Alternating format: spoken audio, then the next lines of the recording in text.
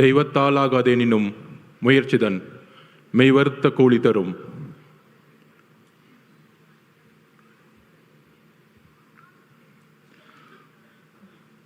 கழக பொருளாளர் திரு வெங்கட்ராமன் அவர்களே, இணை பொதுச் செயலாளர் திரு CTR நிர்மல்குமார் அவர்களே, கொள்கை பரப்பு பொதுச் செயலாளர் திரு அருண்ராஜ் அவர்களே, அண்ணன் பொதுச் செயலாளர் திரு ஆனந்த் அவர்களே, துணை பொதுச் செயலாளர், இந்த அவையை நடத்தி கொண்டிருக்கின்ற திரு ராஜ்மோகன் அவர்களே,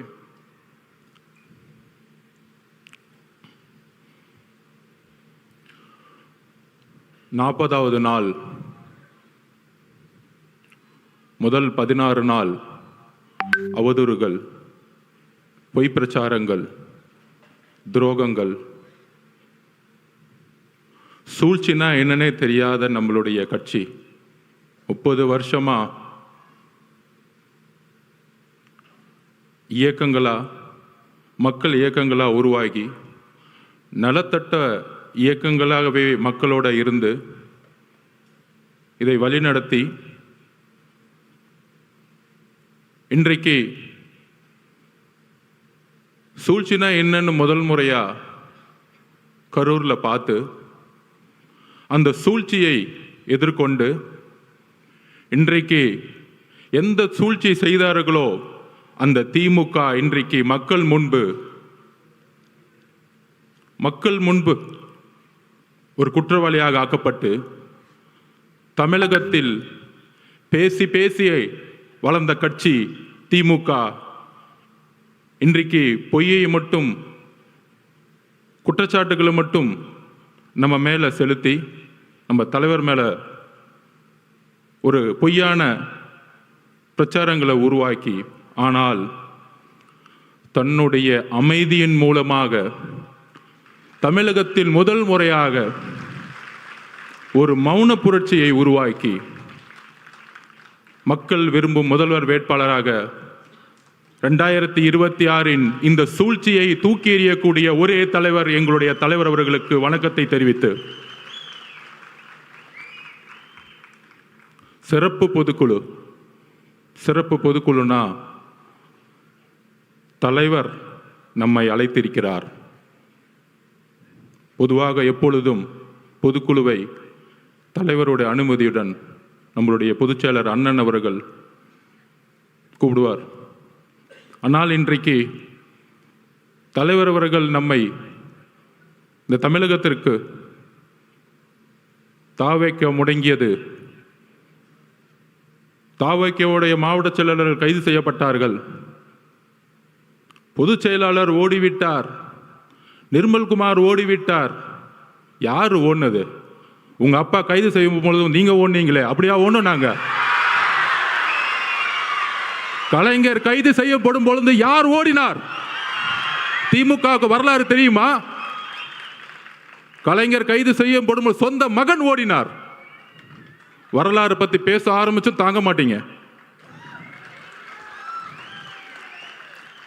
டிவி கேட்க வரலாறு தெரியாமல்ல, எங்களுக்கு மக்கள் இயக்கமாகவும் இருக்கும் தெரியும், உங்களை சூழ்ச்சிகளை சுப்ரீம் கோர்ட்ல போய் தூக்கி எறியவும் தெரியும்.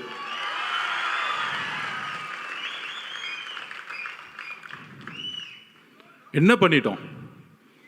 மக்கள் இயக்கமா இருந்து ஒரு அரசியல் கட்சியை உருவாக்கி மக்களிடம் போய் ஒரு பிரச்சாரம் பண்றார். முழுவதுமாக மே மாதம் தன்னுடைய பணியிலிருந்து இந்தியாவிலேயே நம்பர் 1 அதிகமான சம்பளத்தை விட்டுட்டு அவருடைய உள்ளுணர்வு, நம்ம இந்த மக்களை பார்த்துட்டே இருக்கோம், சின்ன வயசுல இருந்து நம்ம நல்லா இருக்கிறோம், ஒரு பெரிய வீட்டில் இருக்கிறோம், ஒரு நல்ல காரில் போகிறோம், நல்ல எஜுகேஷனில் இருந்தோம். ஆனால் என்னுடைய பயணத்தில் தமிழ்நாடு முழுசும் தன்னுடைய தொழிலில் நடிக்க போகும் பொழுது, ஒவ்வொரு ஊராகவும் பார்க்கும் பொழுது இன்னும் குடிசைகளாகவே இருக்கே. தன்னுடைய தந்தை கலைஞர் பெருசாக பேசிப்பாங்க, குடிசை மாற்று வாரியத்தை உருவாக்கினார். ஆனால் இன்னைக்கு குடிசைங்களை தூக்கி எறிஞ்சிக்கிட்டு இருக்காங்க பெரிய பெரிய மாளிகைகளை கட்டுறதுக்காக. அப்படி தன்னுடைய பயணத்தில் ஒரு கட்சி ஆரம்பிக்கணும், மக்களிடம் போகணும், மக்கள்கிட்ட போய் நம்ம நான் அரசியலுக்கு உங்களுக்கு நல்ல விஷயங்களை வந்தால் என்னென்ன செய்வேன், பிரச்சாரத்தில் என்னென்ன தவறு நடந்துட்டுருக்கு, நிர்வாகம் என்ன தவறு நடந்துட்டுருக்கு, தமிழக வெற்றி கழகம் நம்ம தோழர்களும் நானும் ஆட்சிக்கு வந்தால் என்ன நிர்வாக மாற்றங்களை உருவாக்க முடியும்னு மக்கள்கிட்ட சென்றுட்டு இருக்கார். மதுரை மாநாட்டில் சொன்னாரே, நீங்கள்லாம் போய் ஒவ்வொரு வீடா மக்களோட சப்போர்ட் கேட்குறீங்க, நான் ஆல்ரெடி வீட்டுக்குள்ளே போயிட்டு தான் மக்கள்கிட்ட வரேன். இது உண்மை, நான் பார்த்தேன் கண்படியா. நான் பாவ மன்னிப்பு கேட்டுக்கிறேன் இந்த திமுக 10 வருஷம் வேலை பண்ணதுக்காக. இந்த தமிழக மக்கள் முன்னாடி பாவ மன்னிப்பு கேட்டுக்கிறேன். ஏன்னா எதிர்கட்சியாக இருக்கும் பொழுது ரொம்ப நல்ல கட்சி, ரொம்ப நல்லவர்களாக தெரிஞ்சாங்க. ஏன் நம்ம தலைவரை எலெக்ஷன் அன்னைக்கு கருப்பு சிவப்பு சைக்கிளோட உங்களுக்கு ஆதரவு கொடுக்குறேன்னு சொன்னாரு. உங்களுக்கெல்லாம் நன்றி உணர்வு இல்லை. என்ன நன்றி இருக்கு? அரசியலில் ஒருத்தரை அழிக்கிறதுக்கு இவ்வளோ பெரிய குற்றச்சாட்டுகளா சொல்ல முடியும்? மதுரை மாநாடு முடிஞ்சவன தலைவர் சொன்னார், மக்களை சந்திக்க வரேன் அப்படின்னு. மக்களை சந்திக்க வரேன் மதுரை மாநாடு முடிஞ்சு சொல்லும்போது எல்லா கட்சி தலைவர்கள் மாதிரி நம்மளும் ஒரு வண்டியை எடுத்துட்டு ஃபர்ஸ்ட் திருச்சி போகணும். யாருக்குமே தெரியாது நமக்கு இப்படி ஒரு கூட்டம் வருமா. திருச்சி ஏர்போர்ட்ல இருந்து அந்த 7 கிலோமீட்டர் கடக்கிறதுக்குள்ள 6 மணி நேரம் முடங்கியது திருச்சி. எந்த தலைவருக்கு இது நடந்திருக்கு? எம்ஜிஆர்னு சொல்றாங்க, அப்ப நாங்க பிறக்கல. ஒவ்வொரு சீனியர் லீடர்ஸும் சொல்றாங்க எம்ஜிஆர் இருக்கும்போது தான் இப்படி இருந்துச்சு, எம்ஜிஆர் இப்படி தான் இருக்கும்போது இருந்துச்சுன்னு. அடுத்து திருச்சி முடிஞ்சு அரியலூர் போனோம். அரியலூர் போறதுக்கே நைட் ஈவினிங் 4 மணி ஆயிடுச்சு. 4 மணிலேருந்து பெரம்பலூர்ல இருந்த மக்கள் 7 மணி நேரமா வெயிட் பண்ணிட்டு இருந்தாங்க, 70,000 பேர். அதுல முக்கியமா பெண்களும் குழந்தைகளும். அப்ப எஸ்பி சொன்னார், சார் 1 மணி ஆயிடுச்சு சார், இப்ப ஏதாச்சும் அசம்பாவிதம் ஆயிடும் போதுன்னு. துடிக்கிறார் தலைவர். நமக்காக 7 மணி நேரம் வெயிட் பண்றாங்களே, நம்ம போய் மூஞ்ச காமிச்சிட்டு வந்துடுவோமே. ஆனா காவல்துறை அனுமதி இல்லை. வண்டியை லெஃப்ட்ல திரும்பிட்டு ஒரு கலங்கிய கண்ணோட பெரம்பலூர்ல இருந்து கிளம்பினார். அவர் தான் எங்க தலைவர். நான் உண்மையை சொல்லணும், அரசியல் பேச்சு இல்லை, உணர்ச்சியான உண்மையை சொல்லணும். அதை முடிஞ்சு அடுத்தது திருவாரூர் போனோம். திருச்சியிலேருந்து கிளம்பி நாகப்பட்டினம் போனோம். நாகப்பட்டினத்தில் அப்பயே சொன்னார், நாங்கள் என்ன கேட்குறோம், ஒரு நல்ல இடம், மக்கள் வரும்போது அவர்களுக்கு ஒரு பாதுகாப்பு. என்ன மிரட்டணும்னு நினைச்சீங்கன்னா அதுக்கு எப்படி பதில் கொடுக்குன்னு தெரியும். ஆனால் மக்களோட பாதுகாப்புக்கு நீங்க தான் பொறுப்பு. நாகப்பட்டினத்தில் பேசினார். அந்த பேச்சு இன்னைக்கும் நீங்க எடுத்து பார்க்கலாம். அதை முடிஞ்சு திருவாரூர் வந்தாரு. 3 கிலோமீட்டருக்கு 3 மணி நேரம் ஆச்சு. உங்களுடைய தந்தை பிறந்த ஊர். பெரிய பெரிய கட்சி தலைவர்களை திருவாரூருக்குள்ள போக மாட்டாங்க. ஆனா இந்த 50 வருஷ வரலாற்றை உடைச்சாரு திருவாரூர்ல. என்ன பெரிய கட்சி கட்டமைப்பு! நீங்க பெரிய பெரிய அமைச்சர்கள் சொல்லக்கூடியவங்கன்னா என்ன, பெரிய பெரிய இன்ஜினியரிங் காலேஜை கட்டிக்கிட்டு, பெரிய பெரிய மெடிக்கல் காலேஜை கட்டிக்கிட்டு 1000 கோடி ரூபாய் பணம் வச்சிருந்த பெரிய கட்டமைப்பா? மக்கள் அந்த கட்டமைப்பை தூக்கி எறிஞ்சிட்டாங்க. நீங்க உங்க முதலமைச்சர் வரதா இருந்தா நைட்டே போயிட்டு மகளிர் சுய உதவிக்குள்ள இருந்து 10,000 பேர் காசு கொடுத்து கூட்டிட்டு வருவீங்க. உங்க துணை முதலமைச்சர் வந்தாருன்னா, கோயம்புத்தூர்ல வந்தாருன்னா, போக்குவரத்து துறையில இருந்து பஸ்ஸை கூட்டிட்டு வந்து மக்களை கூட்டிட்டு வந்துட்டு இருக்கீங்க. நாங்க மக்களை அப்படி கூட்டிட்டு வந்தோமா? எங்க தலைவரை பார்க்க வரல.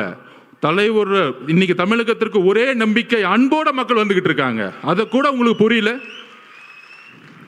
ஏடிஜிபி சொல்றாரு, டேவிட்சன் சார், இல்ல அவங்க 10,000 பேர் தான் சொன்னாங்க. இப்ப மதி சார்கிட்ட கேட்டு பாருங்க, நிர்வாகிகள் 10,000 பேர் தான் சொல்ல முடியும் ஒரு கட்சி. மக்கள் எவ்வளவு பேர் வராங்கன்னு தெரியாது. உங்களுக்கு தெரியாது. திருவாரூர்ல எவ்வளவு கூட்டம் வந்துச்சு, நாகப்பட்டினத்துல எவ்வளவு கூட்டம் வந்துச்சு, திருச்சியில எவ்வளவு கூட்டம் வந்துச்சு, அரியலூர்ல எவ்வளவு கூட்டம் வந்துச்சு உங்களுக்கு தெரியாது. தெரியலன்னா உள்துறை அமைச்சர் ரிசைன் பண்ணிட்டு போங்க. அப்புறம் ஏன் முதலமைச்சரா இருக்கீங்க? மக்களோட பாதுகாப்புக்கு உங்களுக்கு கொடுக்கறதுக்கு தைரியம் இல்லைன்னா ஏன் ரிசைன் பண்ணிட்டு போயிடுங்க. இப்பயே நாங்க 41 உறவுகளை இழந்திருக்கோம். எங்களுக்கு தெரியும் அந்த வழி. எங்களோட குடும்பம் ஒட்டுமொத்த மாவட்ட செயலாளர் மதி மேல தவறுன்னு சொன்னா அப்புறம் எதுக்கு முதலமைச்சர்னு ஒருத்தர் இருக்கீங்க? ஒரு இன்டெலிஜென்ஸ் எதிர்க்கு இருக்கு. அதை வச்சு சாப்பிட்டாரா தூங்குறாரா பாக்குறதுக்கா, இல்ல தலைவர் வீட்டு விட்டு வெளியே வந்தாரா பாக்குறதுக்கா இன்டெலிஜென்ஸ் இருக்கு. ஒட்டுமொத்த காவல்துறையும் செயல் இழந்திருக்கு இன்னைக்கு. அதுல ஒருத்தர் நமக்கு அட்வைஸ் சொல்றாங்க, கரூர் மோசமான ஏரியான்னு உங்களுக்கு தெரியாதா? அந்த செந்தில் பாலாஜி ஒரு ரவுடி பையன் உங்களுக்கு தெரியாதா? 6 மாசம் இருங்கடா, யாரு ரவுடி யாரு அதிகாரம் தெரியும்டா உங்களுக்கு. யாருக்கிட்ட? 30 நாள் அண்ணன் அமைதியா இருக்காருன்னு பார்த்துட்டு இருக்கீங்களா? அந்த எண்ணத்துக்கு நான் ஒரு பதில் சொல்றேன். நேற்று கோவை மாவட்டத்தில் நம்மளோட சகோதரி மிகப்பெரிய பாலியல் பலாத்காரத்துக்கு உட்படும் பொழுது தவறு நடந்துச்சுன்னு எல்லாம் போராட்டம் பண்றாங்க. கோயம்புத்தூர்ல போராட்டம் பண்றாங்க. அதுக்கு உடனே திமுக ஆதரவாளர்கள் அந்த பொண்ணு ஏன் 11 மணிக்கு அங்க போச்சு? அறிவில்லையாடா திமுக காரங்களும்? அறிவில்லை? நீங்க எல்லாம் பெண் குழந்தைங்க பெற்றிருக்கீங்களா இல்லையா? உங்களுக்கு அறிவு இருக்கா இல்லையா? பெண்ணோ ஆணோ எங்க வேணாலும் போகணுங்கிற சுதந்திரம் இருக்கக்கூடிய தமிழ்நாடு தலைவர் வந்த பிறகு மாத்து வர்றா. அந்த மாதிரி தான் திமுக வாடகை வாய்கள் நமக்கு வந்து அட்வைஸ் பண்றாங்க. ஏன் கரூர் போனாங்க? திருட்டு பசங்களை பத்தி பேசாம நம்ம அட்வைஸ் பண்ணிட்டு இருக்காங்க. என்ன அரசியல் இது? உங்களோட கேவலமான வார்த்தைகளுக்கு பேச தெரியுமா? நீங்க தலைவர் அதுக்கான பயிற்சி எங்களுக்கு கொடுத்ததில்லை. ஞாபகம் வச்சுக்கோங்க. புது அரசியலை உருவாக்க வந்திருக்கும். ஊழல் குடும்பத்தை தூக்கி எறிய வந்திருக்கும். எங்களுக்கு அரசியல் கத்துக் கொடுக்காதீங்க. ஒட்டுமொத்த குடும்பமும் ஊழலை தவிர இன்னைக்கு எதுவுமே கிடையாது. என்ன எமோஷன்ஸ்! அன்னைக்கு அம்மா வந்திருக்காங்க, தலைவரோட அம்மா. 41 பேர் இறந்த பிறகு ஃபர்ஸ்ட் பெரிய குற்றச்சாட்டுகள் நம்ம வந்து பெரிய பெரிய அரசியல்வாதிகளாம் சொல்லுவாங்கல்ல, 2 நாள்ல கடந்துட்டு போயிருக்கலாம். அதை ஏன் 30 நாள் வரைக்கும் அமைதியா இருக்கீங்க? ஏன் உறவுகள், ஏன் குடும்பம், எங்க அம்மா எங்க அக்கா செத்தா நான் 30 நாள் வீட்டை தாண்டா இருப்பேன்? முட்டா பசங்களா? எங்க தலைவருக்கு, எங்க தலைவரோட அம்மாக்கு என்ன எமோஷன் இருக்கும்? ஐயோ எவ்வளவு பெரிய சம்பளம், நல்ல வசதியான வாழ்க்கை. இன்னைக்கு அதாவது இந்த பிரச்சனை நடந்த உடனே அன்னைக்கு நைட்டு தலைவர் போன அடுத்த செகண்ட், அதாவது உங்களுக்கு தெரியும், நம்ம பார்த்திபன் அண்ணன் மதிய அண்ணனுக்கும் தெரியும், எந்த இடத்துலையுமே இல்லாத ஒரு வரவேற்பு கரூர்ல இருந்துச்சு. பார்த்திபன் கூட இருக்கார், மதிய சார் பார்க்குறோம். அந்த பாலத்துக்குள்ள வரும் பொழுது அவ்வளோ போலீஸ் வந்து வரவேற்று ரோப் பிடிக்கிறாங்க. கரெக்டாக அந்த 2 கிலோமீட்டர் கூட்டிகிட்டு போயிட்டு அந்த இடத்துல பஸ்ஸை நிற்க வைக்கிறாங்க. பஸ்ஸை நிற்க வச்சு தலைவரை எந்திரிச்சு பேச சொல்கிறாங்க. காவல்துறை மேலே எங்களுக்கு நம்பிக்கை இல்லைன்னா சூழ்ச்சியே தெரியாத எங்கள் தலைவர் காவல்துறைக்கு நன்றி சொல்லுவாரா? நான் கேட்குறேன், காவல்துறைக்கு நன்றி சொல்லுவாரா? எங்களுக்கு சூழ்ச்சி தெரியல, நான் ஒத்துக்கிறேன். சூழ்ச்சியாக இருக்கிறது தான் அனுபவ அரசியலா? உண்மையில அந்த அனுபவ அரசியல் எங்களுக்கு வேண்டாம். நாங்கள் உண்மையாகவே இருந்துட்டு போகிறோம் மக்கள்கிட்ட. என் தலைவர் அப்படிதான், இங்கே இருக்க ஒவ்வொருத்தரும் அப்படிதான். நல்லது செஞ்சு மட்டும்தான் இந்த கட்சிக்கு வந்திருக்கோம். ரவுடித்தனம் பண்ணி 1000 கோடி ரூபா காசு அடிச்சு வெளியில் ஒன்று பேசுறது, டிவியில் ஒன்று பேசுறது, உடனே முதலமைச்சர் அந்த அடுத்த நாள் 2 நாள் கழிச்சு, அதாவது அன்னைக்கு நைட்டு நடந்துச்சுன்னு தெரியும், நானும் பொதுச்செயலாளர் நிர்மல்குமார் எல்லாரும் போயிட்டு கரூருக்கு வெளியே நிற்கிறோம். தலைவர் போன அடுத்த செகண்ட் உங்களுக்கு தெரிஞ்சிருக்கும், மதியானம் தெரிஞ்சிருக்கும், மிகப்பெரிய லத்திச்சாச்சு அடிக்கிறாங்க. போற இடம் திவிகாவுடைய துண்டு போட்ட இடம் அடின்னு அடிச்சாங்க. இது தெரியுமா ஊடகங்களுக்கு? இல்லை, ஊடகங்கள் தெரிஞ்ச வாய் தெரிஞ்சு பேச மாட்டாங்க.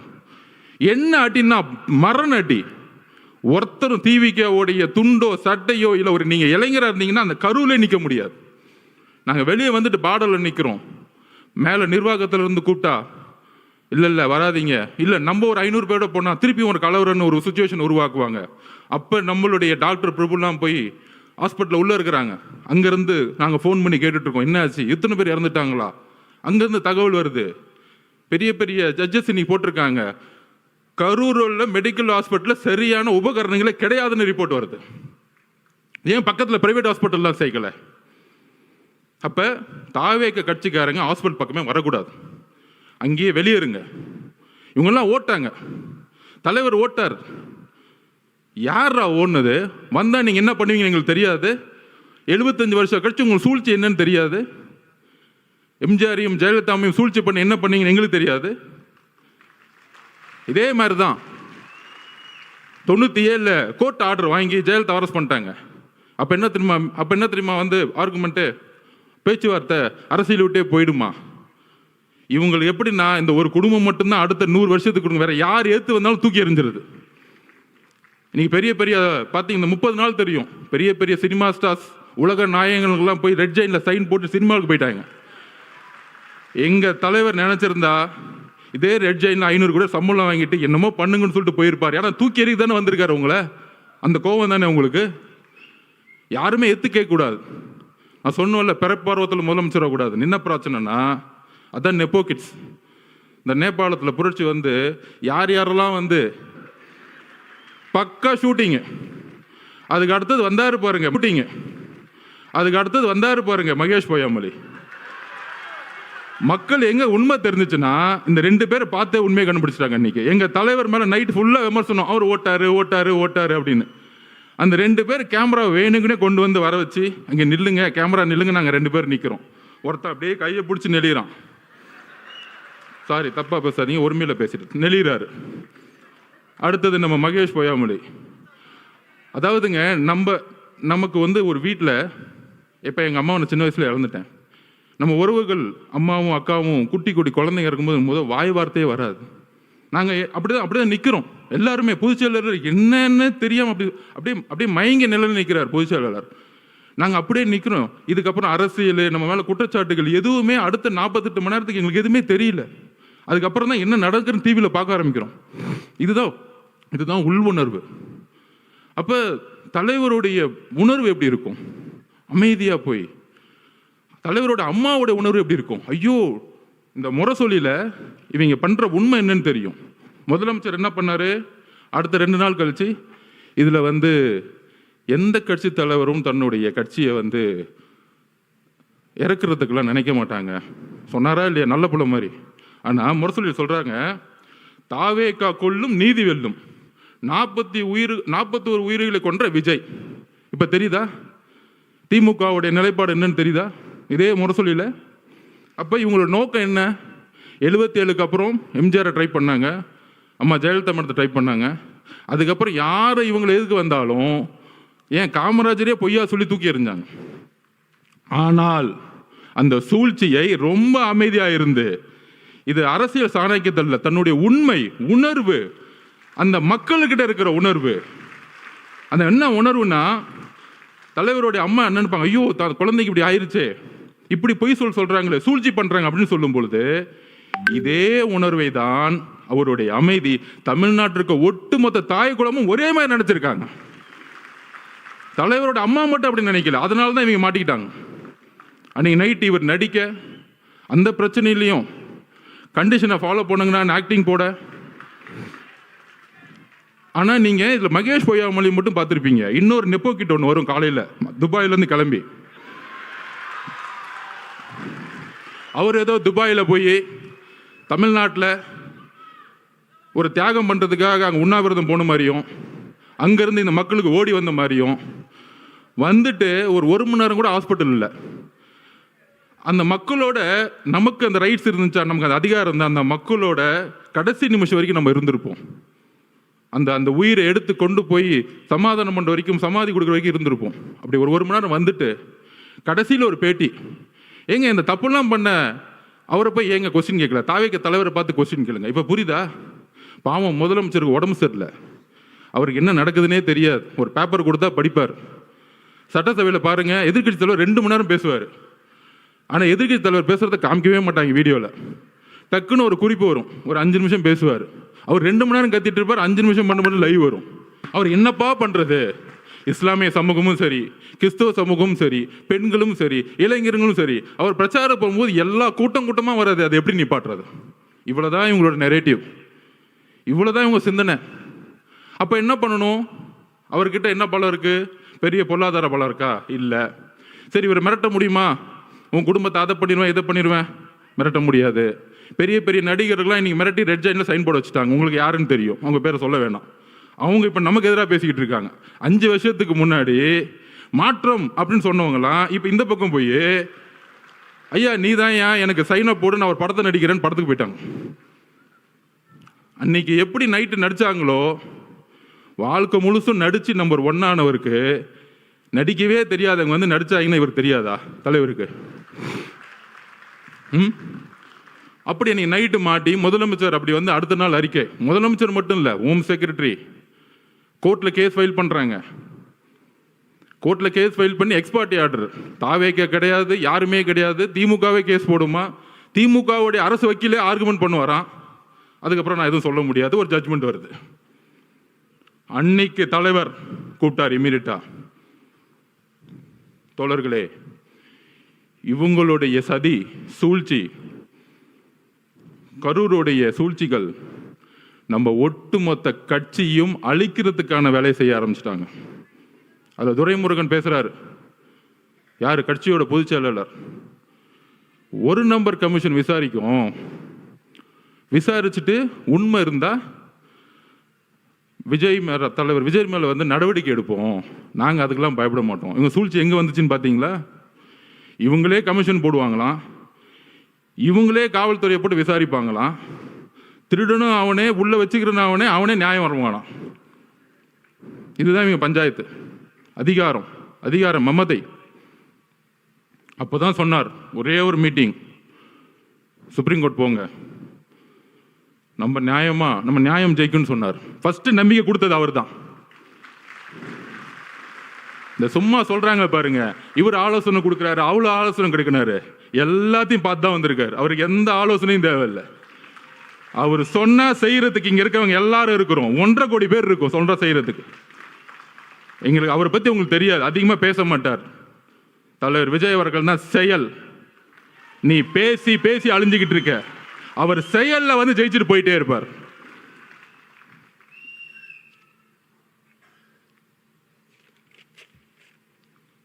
அதாவது இந்த கரூர் இன்சிடென்ட், கரூருக்கு முன் கரூருக்கு அப்புறம்னு சொல்லலாம். இந்த 41 குடும்பத்தையும் தலைவர் இங்க வந்து பார்த்தாரு. ஏன் பார்த்தாரு? உடனே அனுதாபம்லாம் நம்ம அங்கே தானே போகணும், இவர் ஏன் அங்கே போல, கரூருக்கு ஏன் போல? அதுக்கு நான் பதில் சொல்றேன். கரூர் காவல்துறை இருக்கு பாருங்க, ஒரு வினோதமான காவல்துறை. நம்ம பார்த்திபனுக்கும் மதியனுக்கும் தெரியும். 8 நாளுக்கு முன்னாடியே 9 நாளுக்கு முன்னாடியே மனுவை கொடுக்குறாங்க. அது நம்ம தவறு தான் ஒத்துக்கலாம், ஏன்னா நம்ம காவல்துறையை நம்பணும்ல, அதுதான் நம்மளுடைய மிகப்பெரிய தவறு. எங்களுக்கு அந்த அரசியல் தெரியல, ஒத்துக்கிறோம், சாரி, மக்களுக்கு நாங்கள் மன்னிப்பு கேட்டுக்கிறோம். அந்த ஒரு தவிர நாங்கள் எதுவும் செய்யலை. எங்கள் மதியனும் பார்த்திபனும் பொதுச்செயலாளரும் காவல்துறை போய் நம்பினாங்க. அப்போ காவல்துறை ஒரு இடத்துல நம்ம வந்து கேட்குறோம், ஒரு 6 இடம் கேட்குறோம். அப்புறம் காவல்துறை இருக்க டிஎஸ்பி, ஒரு சிறப்பு வாய்ந்த நேர்மையான டிஎஸ்பி, நம்ம விஜயகாந்த் சாரோட ஒப்பிடலாம், சினிமாவில் வர மாதிரி. அவர் தான் டிஎஸ்பி செல்வராஜ் அவர்கள். அப்படி அச்சுன்னு தும்முனா கூட கட்சி எடுத்துட்டு போவார். யாரு? நம்ம செந்தில் பாலாஜிக்கு கட்சி எடுத்துட்டு போறவர் தான் அவர். அந்த இடத்துல அப்படி ஒரு ஆளை போட்டு வச்சிருக்காங்க. இருக்கு, வந்துட்டாரு உங்க அப்பா, சிபிஐ வந்திருக்காங்க, டெல்லியிலேருந்து வந்திருக்காங்க. சொல்றீங்களா 600 பேரை போட்டோம், அதில் ஏடிஜிபி சொல்றாரு 500 பேரை போட்டோம், இன்னொரு அமைச்சர் சொல்றாரு இல்லை நாங்கள் 700 பேர் போட்டோம். அதோ எல்லாம் ஸ்டேட்மெண்ட் கொடுத்தோம். முதலமைச்சர் முதற்கொண்டு என்கொயரி பண்ணணும் இந்த விஷயத்தில், தவறு தகவல் சொன்னதுக்கு. அப்போ அண்ணன் மனு கொடுக்குறாரு. அந்த டிஎஸ்பி பார்த்திபன் கூட சண்டை போடுறாரு. எல்லாம் பதிவு இருக்கு, எல்லாம் சொல்லுவார் அண்ணன். என்ன சண்டை? அதில் வந்து கலெக்டர் வந்து ஒரு சர்க்குலர் அனுப்புறாரு. என்ன சர்க்குலர்? 4 இடம் நீங்கள் எதை வேணா சூஸ் பண்ணிக்கலாம். அந்த 4 இடத்துல நம்ம கேட்ட இடம் ரவுண்டானா, கரெக்டான பார்த்திபன் லைட்டஸ்ட் ரவுண்டானா கேட்குறோம். இது ஆல்ரெடி கவர்மெண்ட் சர்க்குலர் கொடுத்துருக்க இடம். இதை டிஎஸ்பி அனுப்புறாரு. ஆனால் அடுத்த நாளே உத்தரவு வந்திருக்கும். அச்சுன்னு தும்பிட்டார்ல அவர், ஊருக்குள்ளே கூட்டிகிட்டு வராத. ஏன் ஊருக்குள்ளே கூட்டிகிட்டு வரக்கூடாது? ஊருக்குள்ளே கூட்டிகிட்டு போய் தலைவர் அந்த இடத்துல ரவுண்டான நின்றுட்டா ஒட்டுமொத்த மக்களும் ஓட்டு மாறிடும், வேற ஒன்றும் கிடையாது. இதுதான் அரசியல். அவர் முகத்தை யாரும் பார்த்துடக்கூடாது. ஊருக்கு வெளியே ஓரமாக ஒரு ரோட்டுக்குள்ளே போ, அங்கே நீ என்னை பற்றி பேசுகிறேன்னா ஃபஸ்ட்டு செருப்பு தூக்கி அடிப்பேன், கலைப்புறம் பண்ணி பேசாமல் கிளம்பணும். இதுதான் திமுகவுடைய ரவுடி அரசியல். இந்த ரவுடி அரசியல் நமக்கு தெரியல, இதை நம்ம உணரல. காவல்துறை என்ன சொன்னுச்சு? நீங்க பத்திரமா இந்த தெருவிலே வாங்க, பாதுகாப்பெல்லாம் நாங்கள் பார்த்துக்கிறோம். காலையில் 9:30 மணிலிருந்து ஈவினிங் அவர் எந்தெந்த நொடியிலிருந்து வராரோ எல்லாமே லைவ்ல ஓடிக்கிட்டு இருக்கு. காவல்துறைக்கு தெரியாதா அவர் எங்க வராருன்னு? இன்னும் 1960 யாருக்கும் தினத்தந்தி பேப்பர் அடுத்த நாள் வர தெரியறதுக்கு. ஒவ்வொரு நாமக்கல்ல இருந்து ஒவ்வொரு 5 கிலோமீட்டர்லையும் 5000 10,000 பேர் நிப்பாட்டுறாங்க பஸ்ஸை. ஒரு இடத்துலையும் ஒரு காவல்துறை கிடையாது. எங்களுடைய பாதுகாப்பை பற்றி நாங்கள் பேசல. மக்கள் திடீர்னு கூடும், ஒரு கோயிலுக்குள்ள, திருச்செந்தூர் கோயிலுக்குள்ள ஒரு சாமியை பார்க்க ஒரு 20 லட்சம் பேர் வந்தாங்கன்னா எந்த அளவுக்கு முன்னெச்சரிக்கணுமோ அதே முன்னெச்சரிக்கை எங்கள் தலைவர் எடுத்து ஆகணும். நாங்கள் கூட்டிகிட்டு வரல, 10-20% தான் நிர்வாகிகள் இருக்காங்க. எங்களுக்கு தெரியாது எவ்வளோ மக்கள் வருவாங்கன்னு. அப்போ உங்களுடைய உளவுத்துறையும் காவல்துறையும் மக்களுக்கான பாதுகாப்பு கொடுக்கணும் தான் உங்களை தாழ்மையோடு கேட்டுக்கிறோம். அரசியலை என்ன கைது செய்யுங்க, யாரை வேணால் கைது செய்யுங்க, அதை ஃபேஸ் பண்ணிக்கலாம். ஆனால் மக்கள் என்ன ஆனாங்க? மக்களோட உயிரை வச்சு ஏன் விளாடணும்? அதுதான் கேவலமான எண்ணம். என்ன எண்ணம்?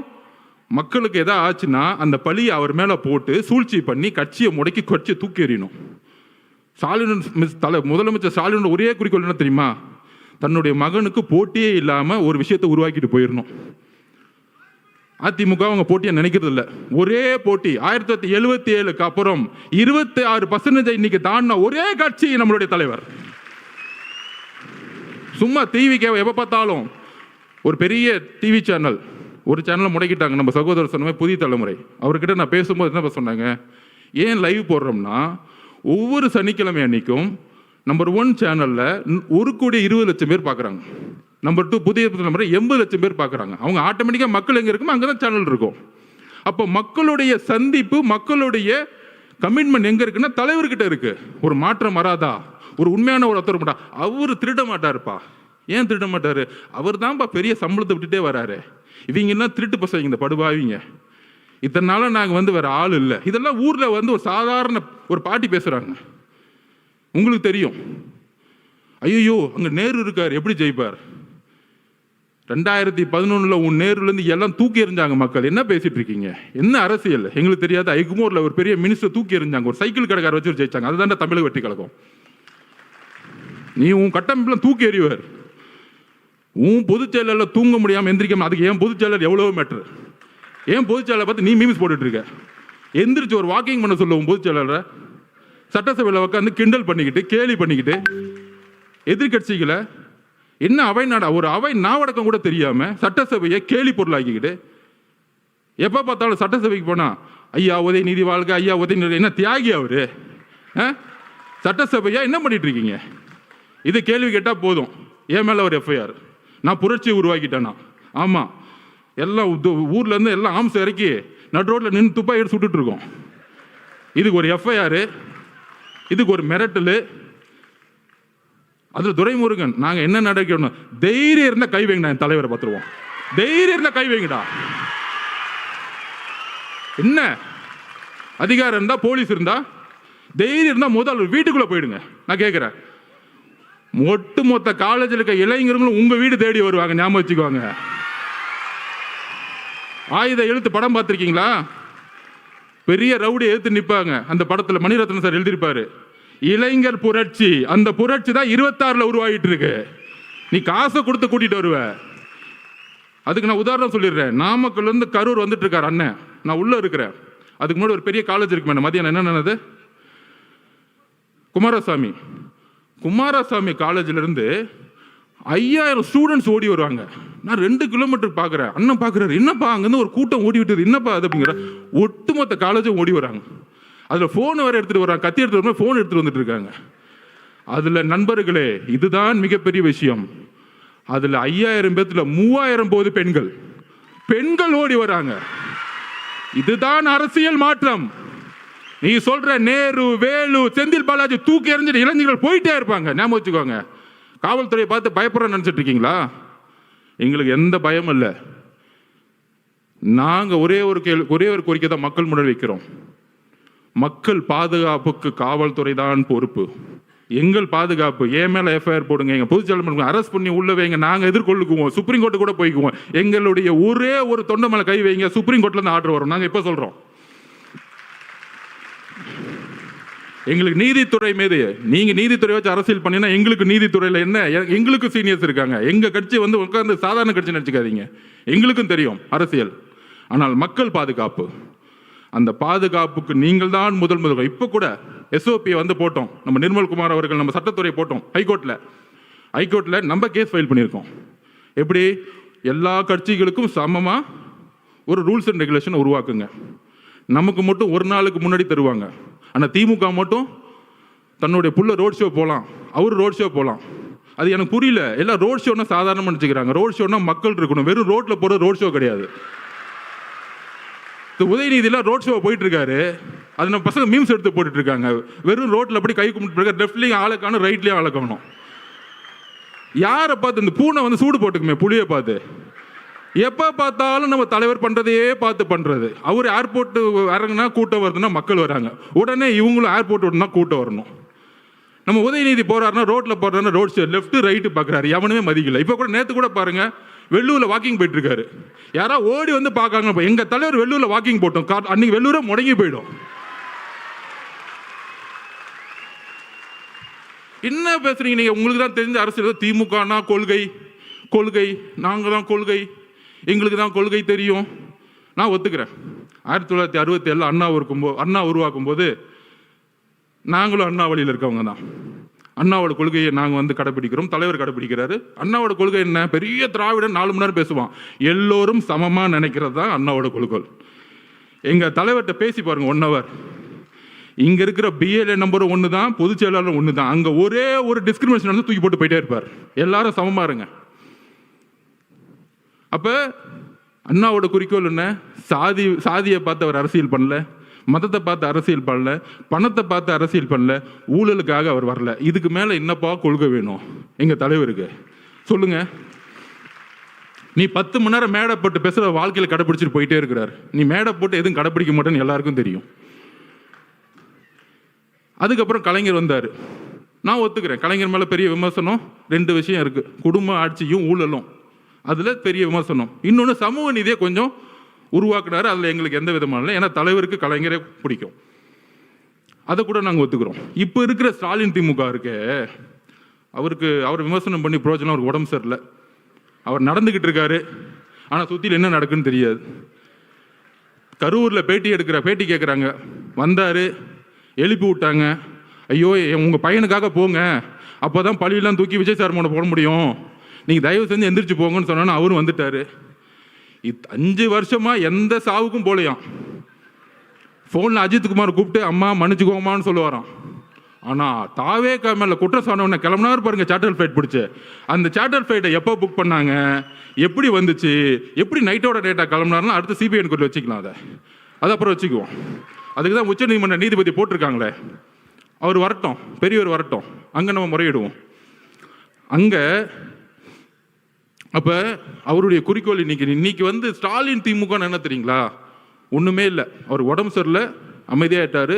சட்டசபையில் ஒரு பேப்பர் கொடுப்பாங்க, ஒரு மீடியா மீட்டிங்னு வச்சுக்குவாங்க, அவர் வந்து பேசுவார். இன்னொன்று கூட நம்ம பசங்க ட்ரோல் பண்ணாங்க, நம்ம பசங்க இருக்காங்களே ஜென்சி பசங்க, அடுத்த கேள்வி இவரே சொல்லுவார் மீடியாவில், அந்த கேள்வி தான் நான் பதில் சொல்கிறேன் அப்படின்னு. இதுதான் ஸ்டாலின் திமுக. ஆனால் அதை இயக்கக்கூடியவங்க 2 பேர், மருமக மக. எனக்கு அங்கே தெரியும் என்ன சிஸ்டம்னு எனக்கு தெரியும், நான் அடிக்க முடியும். உன் டிஎன்ஏ எனக்கு தெரியும், என்ன தப்பு பண்ணுவீங்கன்னு எனக்கு தெரியும். எம்ஜிஆருக்கு அப்புறம் அந்த கட்சியை தெரிஞ்ச ஒரு ஆள் நான் தான். உங்கள் டிஎன்ஏ, உங்கள் துரோகம் எல்லாம் எங்களுக்கு தெரியும். அப்போ அண்ணங்கிட்ட அப்பயே சொன்னானே, இதெல்லாம் பண்ணுவாங்க, இந்த சூழ்ச்சிக்கெல்லாம் பண்ணுவாங்க, சுப்ரீம் கோர்ட்டு நீங்கள் சொன்ன உடனே போயிடலான்னு. 16வது நாள் அமைதியாயிட்டோம். இன்னைக்கு ஸ்டாலின் சாரோடைய திமுக மருமக ஒரு லெவலில் இருப்பார், மருமகன் சீஃப் செக்ரட்டரி. தாவேக்காவை எப்படி அழிக்கணும், இதுதான் அஜெண்டா. அதுக்கு தான் பெண்ணு 20 கோடி. அந்த 27லிருந்து அந்த கோர்ட், சுப்ரீம் கோர்ட் ஓப்பன் ஆகிற டைம் 8 நாள். ஒன்று லீகல் ஃபைட், மீடியா நம்ம திறக்கவே முடியாது, எல்லாரும் கைது, மாவட்ட செயலர் கைது, எல்லாரும் ஓட விடு. அன்னைக்கு காலையில் நிர்மல்குமார் அவர்கள் உயர் நீதிமன்றத்தில் போய் மென்ஷன் பண்ணார். இன்னைக்கு 28ஆம் தேதி சண்டே மார்னிங் அறிவு சார் எல்லாரும் போய் ஐயா உயர் நீதிமன்றத்தில் போய் ஐயா தப்பு நடந்திருக்கு, போஸ்ட்மார்ட்டம் அவசரமாக பண்ணிக்கிட்டு இருக்காங்கன்னு ஒரு மனுவை கொடுக்குறாரு. அவர்கிட்ட பேசுகிறார் நிர்மல்குமார் அவர்கள். காலங்காலத்தில் நாங்களே வந்து தலைவர்கிட்ட சொல்லிட்டு அண்ணா தப்பு நடக்குதுன்னு நம்ம. ஆனால் அன்றைக்கி அந்த கேஸ் எடுக்கலை. உயர்நீதிமன்றம் வெக்கேஷன் கோர்ட்டில் ஆயிடுச்சு. எல்லா தகவலையும் சொன்னோம். அந்த ஒரு வாரம் நீதித்துறைக்கும் போக முடியல, மீடியாக்கிட்டையும் போக முடியல. ஏன் மீடியாட்ட போக கூட அவங்க மட்டும்தான் பேசுறது கேட்கணுமா? அதில் ஒருத்தர் மீச வச்சிருக்கலாம் பேசிட்டு இருப்பார், சட்டையை பிடிச்சி ஒன்று அடிக்கணும், வெளியே வந்து தொடர பார்ப்போம். மீடியானா ஒட்டுமொத்த 2 கோடி மக்களோட உணர்வு நாங்கள் இருக்கிறோம், தைரியத்தை தொடுங்க பார்ப்போம். வேண்டாம், எங்களுக்கு அந்த அரசியல் தெரியாது, ரவுடி அரசியல், கேவலமாக பேசக்கூடிய அந்த மாதிரி ஒருமையில் பேசக்கூடிய எங்களுக்கு தேவையில்லை. ஆனால் மக்களுடைய இறப்புக்கு இன்னும் எங்களுக்கு வழி இருக்கு, அந்த உணர்வு எங்களுக்கு இருக்கு. இப்போ எழுதிலாம் நாங்கள் பேசலை, மனசுலேருந்து வருது. இந்த 40 நாள் என்ன பண்ணீங்க, எங்கள் மக்களுக்கு என்ன பண்ணீங்க? நான் சொன்னேன் பாருங்க, அதை விட்டுட்டேன். நம்ம செல்வராஜ் அப்படி அவங்கள போட்டு 25ஆம் தேதி இல்லை நீங்கள் இந்த இடத்துக்கு தான் போகணும், இல்லைன்னா கேன்சல். அவர்கிட்ட மிரட்டுறாரு பார்த்திபன்ட்ட. அதெல்லாம் இருக்கு. இந்த இடத்துக்கு மட்டும்தான் நீங்கள் வரணும், இல்லைன்னா இந்த இடமே கேன்சல். அப்போ திருப்பியும் ஒரு 2-3 நேரம் கழிச்சு ரொம்ப பக்குவமாக பாசமாக, பிரதர் நீங்கள் தயவு செஞ்சு ஒத்துக்குவாங்க, நாங்கள் பாதுகாப்பு கொடுக்குறோம் அப்படின்னு இறக்கப்பட்டு பேசினோடனே செல்வராஜோட பொய் வாக்குறுதிகளை நம்பி அதை சைன் போட்டுட்டாங்க. அதில் என்ன பொய்? 25ஆம் தேதி தான் அவங்க மனு கொடுத்தாங்க, நாங்கள் 26 ஒத்துக்கிட்டோம், 27 நடந்துருச்சு. 10 நாளாக கத்திரிட்டு இருக்காங்க மாவட்ட நிர்வாகம், எங்களுக்கு அந்த வேணாம், அந்த இடம் வேணாம், இடம் வேணாம். இப்போ தெரிஞ்ச அந்த சூழ்ச்சி. அப்போ இந்த சூழ்ச்சி நடந்து முடிஞ்ச உடனே இந்த 16 நாள் என்னென்னலாம் சூழ்ச்சி பண்ணாங்க, இந்த முரசொலி என்ன எழுதுச்சு, பத்திரிகையாளர்கள் என்ன எழுதுனாங்க, எல்லாம் தெரியும். அப்போ திருப்பியும் மக்களை பார்க்க போகணும். எப்படி திருப்பியும் கரூரில் இருக்கிற, அதாவது எந்த இறப்பாக இருந்தாலும் முதல் சஸ்பெண்ட் பண்ணுவாங்க. டிஎஸ்பியும் எஸ்பியும் முதல் ஒரு பேசிக்காக சஸ்பெண்ட் பண்ணுவாங்க, ஒரு துறை ரீதியான என்கொயரி பண்ணுவாங்க. ஏன் பண்ணல? இதுதான் ஒரு கூட்டு சதி. 120 யாரு? ஃபர்ஸ்ட் ஹாஸ்பிட்டல் ஒன்று செந்தில் பாலாஜி, அப்புறம் உதயநிதி ரசிகர் மன்ற தலைவராக இருந்தவர் திரு மகேஷ், நடிக்கவே தெரியாததுக்கு ரசிகர் மன்றம், அதை விட்டுருங்க அந்த இடம். 3வது காலங்காத்தால் துபாயிலேருந்து வந்தவர்.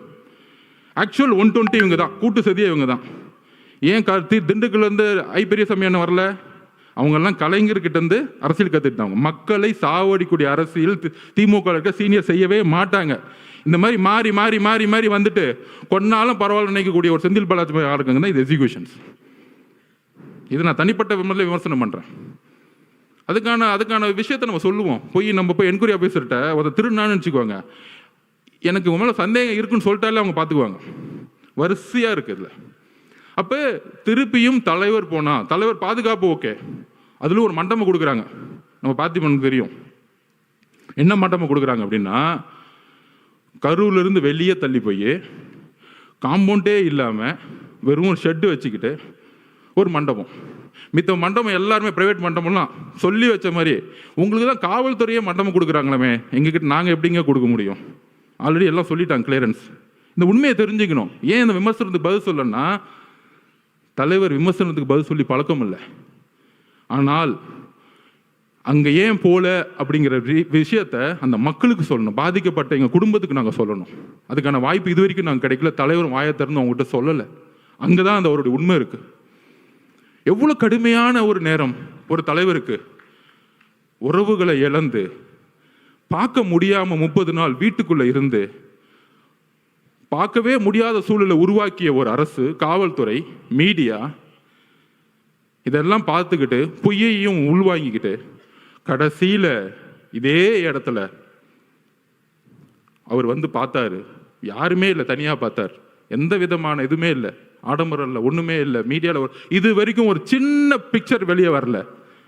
இதுதான் தமிழக வெற்றி கழகம். மக்களுடைய உணர்வை வைத்து அரசியல் பண்றது தமிழக வெற்றி கழகம் கிடையாது.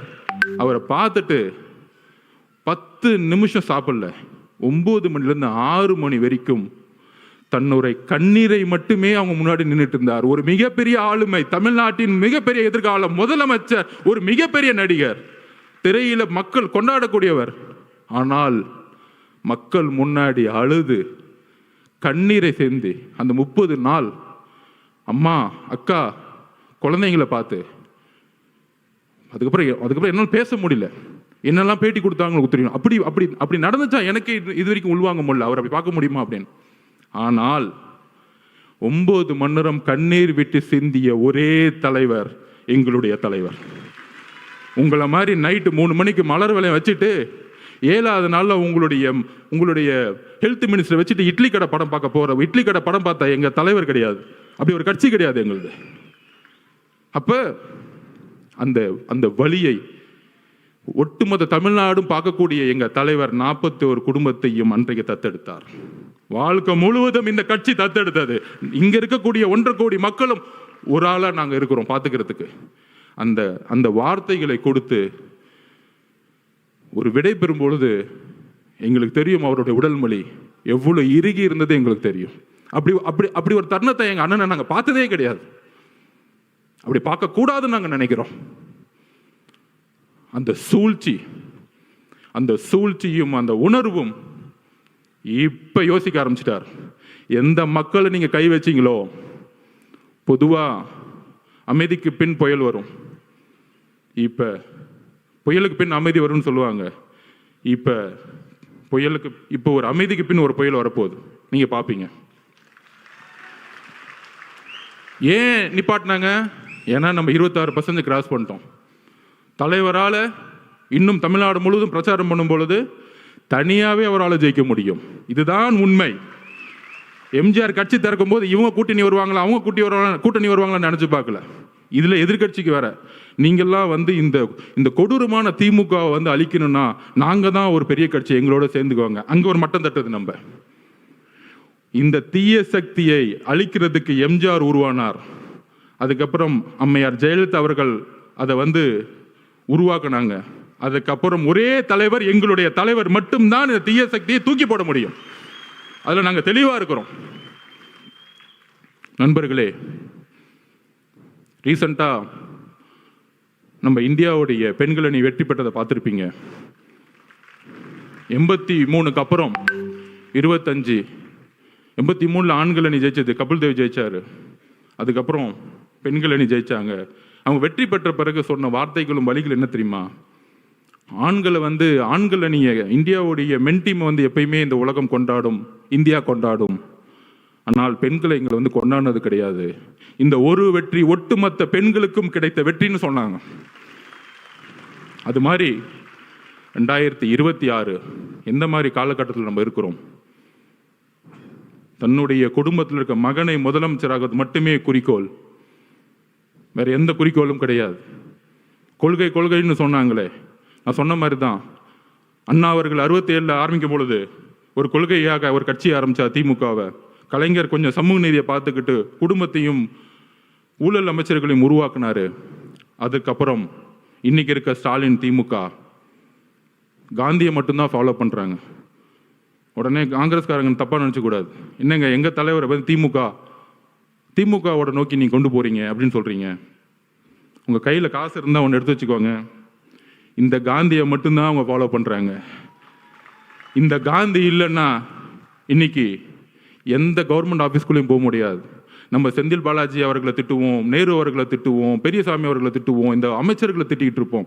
ஆனால் ஒட்டுமொத்த பணமும் ஒரு குடும்பத்துக்கு போய் மொத்தமாக சேர்ந்துக்கிட்டு இருக்கு. இதுதான் உங்களுடைய அரசியல்.